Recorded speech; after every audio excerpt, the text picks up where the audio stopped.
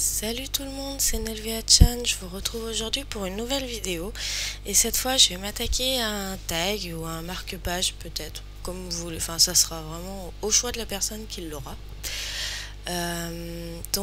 J'ai pris des chutes de papier Bristol, j'en avais beaucoup suite au menu que j'avais réalisé pour le baptême, puisque je me suis pas mal battue avec la silhouette et du coup j'ai eu beaucoup de chutes, donc j'en profite, je les utilise.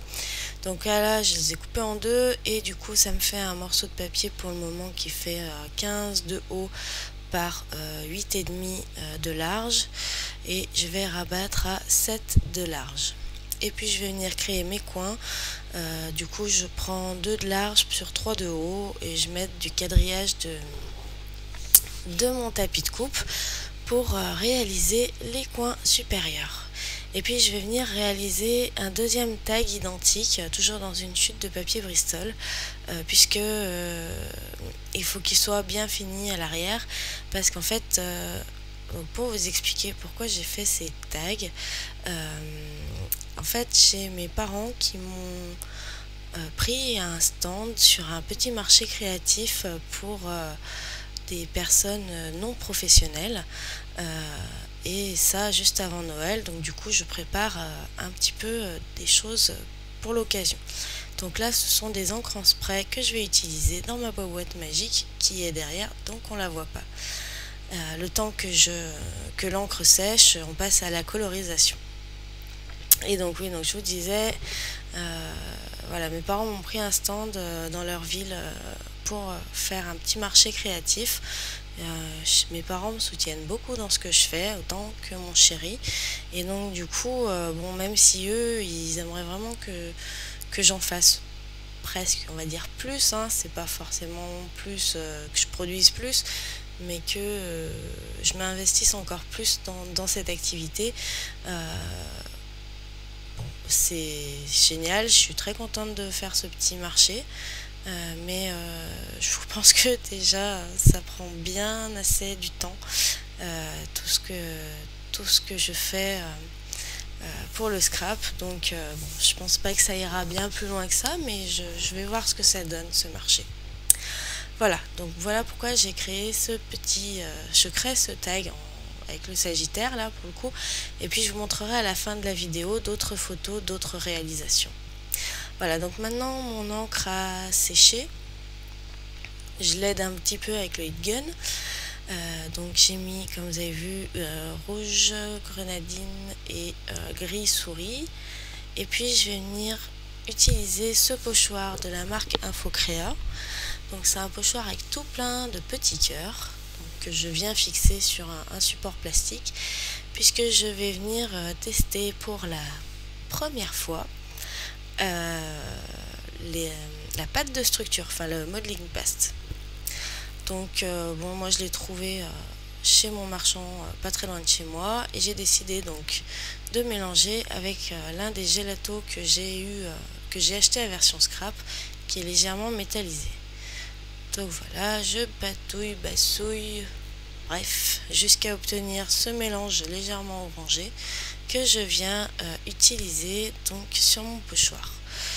Donc j'ai appris ce jour-là qu'il fallait pas laisser sécher la modeling paste sur le pochoir, hein. Bon, rassurez-vous, j'ai sauvé le pochoir, mais c'est vrai que sur le coup je m'étais pas trop pressée. Je ne pensais pas que ça accrochait autant, mais bon, voilà. Le principal, c'est que j'ai sauvé le pochoir. Et un petit coup de heat gun pour sécher tout ça plus convenablement.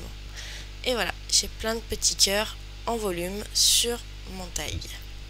Donc je suis très contente du résultat. J'aime beaucoup la modeling paste. Je vais venir utiliser maintenant donc ma distress pour faire les bords correctement. Donc j'ai plus le nom sous les yeux. Ma violette, hein. Allez, on va dire ça comme ça. Donc mon encre violette pour faire les bords, histoire de foncer un peu tout ça. Et puis aussi un petit peu sur le dessus pour apporter un côté un peu plus rosé à l'ensemble. Bon, ça se voit pas trop, je vous l'accorde. Donc là j'utilise une petite bannière qu'on m'a envoyée pendant le concours, donc j'en ai reçu plusieurs. Comme je l'ai dit récemment, j'utilise au maximum ce que vous m'avez envoyé. Et donc, comme elle est toute petite, cette bannière, mes alphabets ne rentrent pas dessus, donc j'écris à la main au crayon, je gomme, mais ça reste un peu visible. Et maintenant, je vais griser cette petite bannière avant de venir réécrire donc le mot dessus. Le mot c'était Sagittaire. Bon, je suis une quiche en orthographe, alors je vous explique pas. Quand j'écris un mot en scrap, il faut absolument que j'aille vérifier comment ça s'écrit. Donc voilà, vous voyez ma tête.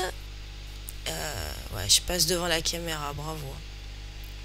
Et donc j'ai écrit le petit mot Sagittaire. Là, je viens utiliser le tampon qui était fourni avec les gélatos, parce que je vais venir créer quand même un peu plus de fond, parce que je le trouvais un peu vide, le tag. Donc voilà, je tamponne plusieurs motifs, enfin plusieurs fois ce motif, et après j'ai décidé de venir faire des fausses coutures. Donc forcément, hein, pour habiller tout ça, on a bien pris l'habitude de mettre des petits éléments sur les bords. Donc là, j'ai choisi la fausse couture. Allez, c'est terminé.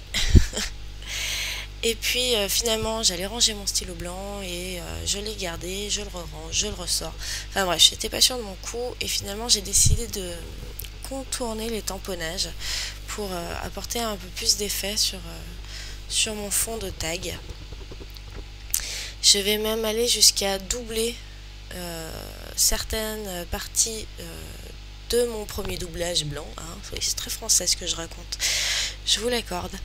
Enfin bref, et du coup ça donne vraiment, ça apporte énormément de lumière sur le tag, parce que bon, il est rouge, mais le rouge est très vif, hein, il n'est pas spécialement aussi terne que ce que vous voyez sur la vidéo, mais bon, ça reste quand même très uni. Donc du coup le blanc, les traits blancs cassent énormément la couleur et apportent beaucoup de lumière. Donc forcément au bout d'un moment on arrive au montage, hein, il s'agit d'un tag, donc c'est assez relativement vite. Je parle toujours aussi bien, dites donc. Et comme vous le voyez, j'ai des petites étoiles à côté.